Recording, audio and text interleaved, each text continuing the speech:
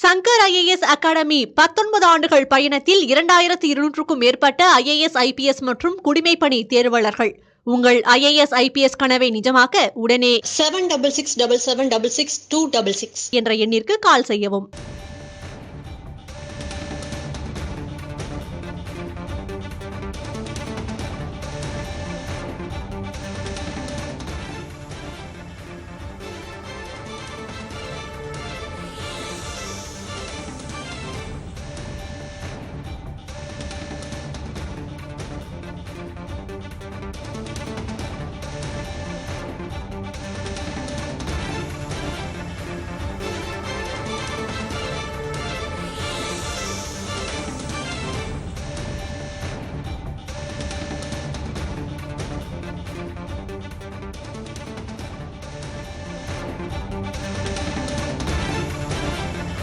காலையில் திருச்சி ஸ்ரீரங்கம் கோயிலில் தரிசனம் முடிந்தவுடன் அங்கிருந்து ஹெலிகாப்டர் மூலம் புறப்பட்டு ராமேஸ்வரம் வந்தடைந்தார். பின்னர் ராமேஸ்வரத்தில் இருந்து ராமநாத சுவாமி கோயிலுக்கு சாலை மார்க்கமாக வந்த பிரதமர் மோடி அயோத்திக்கு பிறகு ராமருக்கு மிகவும் தொடர்புடைய மிக முக்கியமான இடம் ராமேஸ்வரம். அங்கு சாமி தரிசனத்தை மேற்கொள்ள இருந்தார். 22 கிணறுகளில் புனித நீராடிய பிறகு சாமி தரிசனத்தை மேற்கொண்டார். பின்னர் அங்கு பஜனை பாடல்கள் பாடப்பட்டன. அதனை கண்டு ரசித்த பிறகு மடத்தில் இன்று இரவு தங்குவதற்காக பிரதமர் மோடி புறப்பட்டு சென்று கொண்டிருக்கிறார்.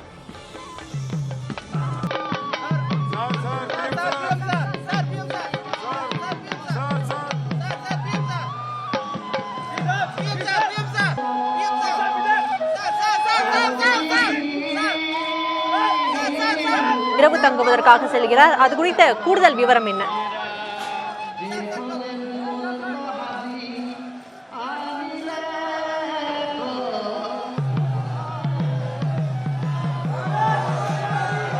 கூடுதல் விவரங்களை செய்தியாளர் ஆனந்தன் வழங்க இருக்கிறார். ஆனந்தன், பிரதமர் மோடி ராமேஸ்வரம் கோயிலில் சாமி தரிசனம் முடித்த பிறகு பஜனை பாடல்களையும் கேட்டு ரசித்த பிறகு தற்போது ராமகிருஷ்ண மடத்திற்கு செல்ல இருக்கிறார். இது குறித்த கூடுதல் விவரம் என்ன? சக்தி, அதாவது நரேந்திர மோடி அவர்கள் 3:30 மணி அளவில் அக்னி யுத்த கடற்கரையில குளிச்சுட்டு சாமி தரிசனம் முடிச்சுட்டு ராமாயண கதா முடிச்சுட்டு தற்போது கோயிலை விட்டு வெளியில வந்திருக்காரு. இவர் ஒரு 200 மீட்டர் தூரத்தில் உள்ள ராமகிருஷ்ணா மடத்துல இப்ப தங்க இருக்கிறாரு. அதுக்கு பின்னாடி அதாவது ஒரு 7 மணிலேருந்து 7:30 மணிக்குள்ள சாதுக்களையும் மடாதிபதிகளையும் மடத்திலேயே சந்திக்கிறாரு. இதனையடுத்து அவர் ரெஸ்ட் எடுக்கிறாரு இரவு நேரத்துல. அது மட்டும் இல்லாம அந்த மடத்துல சாதுக்களுக்கு மட்டும்தான் தங்குறதுக்கு இடம் இருக்கு. ஏன்னா அவங்களுக்கு அடிப்படையான வசதி மட்டுமே இருக்கும். ஆனா ஒரு பெட்டோ இல்ல இது எந்த விதமான நவீன வசதிகள் இல்லை. அதே போலதான் பிரதமர் மோடி விரதத்துல இருக்கனால அவருக்கு ஒதுக்கப்பட்ட அறையில தரையில தான் படுக்க இருக்கிறதாவும் நமக்கு மடத்துல இருந்து தகவல் கூறியிருக்காங்க. இதையடுத்து நாளை 9:30 மணிக்கு தனுஷ்கோடி போறாரு. சக்தி, ஆனந்தன், இன்றே பிரதமர் மோடி ராமேஸ்வரம் செல்வதற்காக பொதுமக்களை தரிசனத்திற்கு அனுமதிக்கவில்லை. நாளை என்னென்ன கட்டுப்பாடுகள் விதிக்கப்பட்டிருக்கிறது பொதுமக்களுக்கு? அதாவது சக்தி, இன்னைக்கு காலையில ஒரு 11 மணியிலிருந்து மாலை 6:30 மணி வரைக்கும் பொது தரிசனத்துக்கு பக்தர்கள் பொதுமக்கள் யாருமே வரக்கூடாதுன்னு சொல்லி மாவட்ட நிர்வாகம் ஏற்கனவே அறிவிச்சிருந்தது. இன்னையில 7 மணிக்கு மேல கோயில் திறந்துருவாங்க.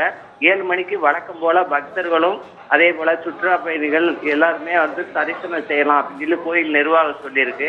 இதனை அடுத்து அக்னி தீர்த்த கடற்கரையில பக்தர்கள் புனித நீரளவும் போலீசார் அனுமதி கொடுத்திருக்காங்க. ஆனா நாளைக்கு கோயிலுக்கு அவர் திரும்ப மாட்டாரு. ஆகவே நாளைக்கு எந்த கட்டுப்பாடுமே கோயிலுக்கு இல்ல. வழக்கம் போல பக்தர்கள் சாமி தரிசனம் செய்யலாம் அப்படின்னு கோயில் நிர்வாகம் அறிவிச்சிருக்காங்க. சக்தி, இந்த ராமாயண கதை சொற்பொழிவையும் பங்கேற்று கேட்க இருக்கிறார் என்ற தகவலும் கிடைத்திருக்கிறது. இது எப்போது நடைபெற இருக்கிறது? அதற்கு என்னென்ன ஏற்பாடுகள் செய்யப்பட்டிருக்கிறது? எங்கு வைத்து இது நடைபெற இருக்கிறது? அதாவது சக்தி, அவர் ராமாயண கதா முடிச்சுட்டு அதாவது கோயிலுக்குள்ள தனியார் அதாவது அன்னதானம் நடக்கிற மகால்ல அது கோயில் காம்பவுண்டுக்குள்ளே இருக்கு. அங்கதான் 5 மணிலேருந்து 6 மணி வரைக்கும் 1 மணி நேரம் அங்க கதா முடிச்சுட்டு தான் தற்போது அவர் வெளியில வந்திருக்காரு. ஆகவே இனிமே அந்த பகுதியில போக மாட்டாரு. நாளைக்கு தனுஷ்கோடி அதே போல விபீஷணருக்கு பட்டாபிஷேகம் செய்த கோதண்டராமர் கோயில் முடிச்சுட்டு நேர ஹெலிகாப்டர் மூலமா மதுரைக்கு செல்றாரு. சக்தி, எத்தனை மணி அளவில் மதுரைக்கு செல்ல இருக்கிறார் ஆனந்தன்? அதாவது காலை ஒரு 11 லிருந்து 11:15 தனுஷ்கோடியில இருந்து வந்து தனியார் அந்த பள்ளிக்கூடத்துல இருந்து ஹெலிகாப்டர் மூலமா ராணுவ ஹெலிகாப்டர் மூலமா மதுரைக்கு செல்ல இருக்கிறார் சக்தி. அயோத்தி ராமர் கோயில் திறப்பு விழாவுக்காக 22 புனித தீர்த்தத்தை எடுத்துக்கொண்டு ராமேஸ்வரத்தில் இருந்து எடுத்துக்கொண்டு செல்கிறாரே, இதற்கு என்ன சம்பந்தம்? அது குறித்து விலாவரியா சொல்லுங்க. அதாவது சக்தி, இங்க வந்து அயோத்திக்கும் ராமருக்கும் அதாவது ராமேஸ்வரத்துக்கும் மிக தொடர்பு இருக்கு. அதாவது ஏன்னா ராமபிரான் வந்து ஈஸ்வரனை வழிபட்டாரு, அதனாலதான் இந்த தலத்துக்கே ராமேஸ்வரம்னு பேர் இருந்திருக்கு. இது மட்டும் இல்லாம அவர் வந்து ராவணனை வந்து தவம் செய்த பாவத்தை நீக்க அகத்திய முனிவர் சொன்னதன் பேர்ல அங்க ராமேஸ்வரம் அக்னி கடற்கரையில சீதா பிராட்டி மணல் லிங்கம் செய்து பூஜை பண்ணாங்க. அதே போலதான் இந்துக்களாக பிறந்த அனைவரும் அதே போல அந்த இந்துக்கள் மரபு சார்ந்தவர்கள் வந்து தாம் செய்த தெரிஞ்சும் தெரியாமலும் தாம் செய்த தவறுகளை மன்னித்து நமக்கு முக்தி கிடைக்கணும் அப்படின்னு சொல்ல ஒரு காரணத்துக்காகத்தான் கடந்த ஒரு 500 வருஷத்துக்கு மேலாக வடக்கு இருந்தும் அதே போல தமிழகத்தில் இருந்தும் அக்னி தீர்த்த கடற்கரையில வந்து உள்ள தீர்த்தமாடிட்டு உள்ளே கோயிலுக்கு உள்ளே உள்ள 22 புண்ணிய தீர்த்தங்களில் நீராடி விட்டு சாமி தரிசனம் செய்ய போறாங்க.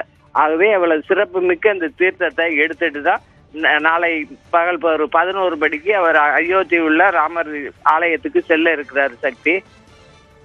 மதுரைக்கு புறப்படுவதற்கு முன்பாக பாஜக நிர்வாகிகள் தொண்டர்களை சந்திக்க வாய்ப்பு இருக்கிறதா? அதாவது சக்தி, அவர் 7 மணியிலிருந்து 8 மணி வரைக்கும் ஒரு 6 பேர் வந்து எழுதி கொடுத்துருக்காங்க. பாஜகவுடைய முக்கிய பொறுப்பாளர்கள் வந்து எழுதி கொடுத்துருக்காங்க. ஆனா இதுவரைக்கும் அந்த பாதுகாப்பு துறையினால யாரையுமே அனுமதிக்க கூடாதுன்னு சொல்லி இன்னும் இதுவரைக்கும் அவங்க வந்து அதாவது உத்தரவு போடல. அது மட்டும் இல்லாம அது குறித்து பாதுகாப்பு அதிகாரிகளா முடிவு பண்ணணும் அப்படின்னு சொல்லி இங்கே இருக்கிற மாவட்ட நிர்வாகம் சொன்னால அவங்க சொன்னாத்தான் அனுமதி கொடுத்தால் மட்டுமே இந்த 6 பேர்லயும் எத்தனை பேர் அங்க அனுமதி கொடுத்துக்கிறா அவங்க மட்டுமே அவங்க வந்து பிரதமரை போய் சந்திக்கலாம் அப்படிங்கிற ஒரு நிலவரமும் இருக்கு சக்தி. தொடர்ந்து பேசலாம் ஆனந்தன். தற்போது சேலத்தில் நடைபெறும் திமுக இளைஞரணி மாநாடு குறித்து பேசுவதற்காக செய்தியாளர் பிரவீன் இணைந்திருக்கிறார்.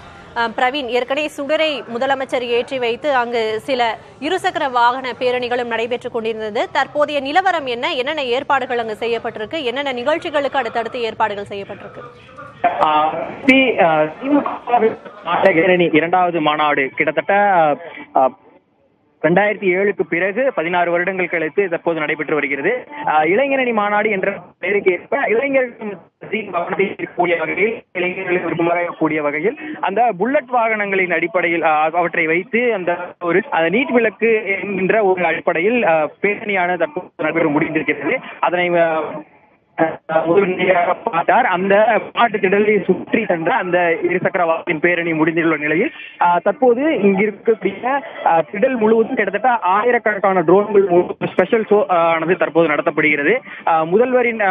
முதல்வர் இந்த ட்ரோன் ஷோவை சிறப்பாக பிரத்யேகமாக தொடங்கி வைக்கிறது. கிட்டத்தட்ட பார்த்தோம் என்றால் ட்ரோனை இயக்குவதற்கான 100 மேற்பட்ட டெக்னீஷியன் பல்வேறிலிருந்து வரவழைக்கப்பட்டு அந்த ட்ரோன் ஷோ வந்து தற்போது வண்ணமிகு இன்னும் சில நிமிடங்கள் தொடங்க உள்ளது. எவ்வளவு நேரம் இந்த ட்ரோன் கண்காட்சி நடைபெற இருக்கிறது பிரவீன்? கிட்டத்தட்ட அரை மணி முதல் 1 மணி நேரம் வரை இருக்கலாம் என்கிற அந்த ஒரு தகவலை வந்து அந்த டெக்னிக்கல் டீம்ல இருக்கவங்க சொல்லியிருக்காங்க. இதனை பார்வையிடுறதற்கு மட்டுமே பார்த்தோம் என்றால் இந்த நாளை நடைபெற அமைச்சர்கள் மட்டுமல்லாமல் இங்கே சுற்று வட்டார பகுதியை சேர்ந்த அந்த திமுகவை சேர்ந்தவர்கள் மட்டுமல்லாமல் நாளை நடக்க வருவதற்காக முன்கூட்டியே வரக்கூடிய வந்து இங்கே இருக்கக்கூடிய அந்த மற்றும் கட்சியினை சேர்ந்தவர்கள் பலரும் இங்கே கூடியிருக்கிறார்கள். கிட்டத்தட்ட 1 மணி நேரம் வரை இந்த ட்ரோன் தெரிகிறது. முதல்வர் இந்த ட்ரோன் ஷோவை வைத்து பார்வையிட்டுள்ளார். நாளை மாநாட்டில் பங்கேற்பவர்களுக்காக என்னென்ன உணவு வகைகள் தயாரிக்கப்பட இருக்கின்றன? எத்தனை பேருக்கு தயாரிக்கப்பட இருக்கின்றன பிரவீன்? சக்தி, நாளை கிட்டத்தட்ட 5 லட்சம் பேர் வரை பங்கேற்பார்கள் என்கின்ற ஒரு தகவலை கட்சி நிர்வாகிகள் மற்றும் வட்டாரங்களில் தெரிவித்திருந்தனர். பார்த்தோம் என்றால் 2.5 லட்சம் பேர் மாநாட்டு திடலை சுற்றி மொத்தம் கிட்டத்தட்ட 5 லட்சம் பேர் வரை வருவார்கள். சைவம் செய்யப்பட்டு 1,70,000 பேருக்கு மட்டன் பிரியாணி உள்ளிட்ட சிக்கன் 65 உள்ளிட்ட உணவுகளுடன் ஏற்பாடு செய்யப்பட்டிருக்கக்கூடிய சூழலில் 30,000 பேர் வெஜிடபிள் பிரியாணி உள்ளிட்ட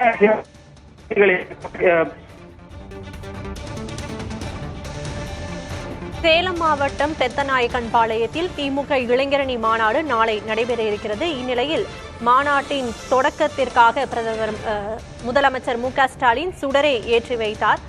ட்ரோன் கண்காட்சியும் நடைபெற இருக்கிறது.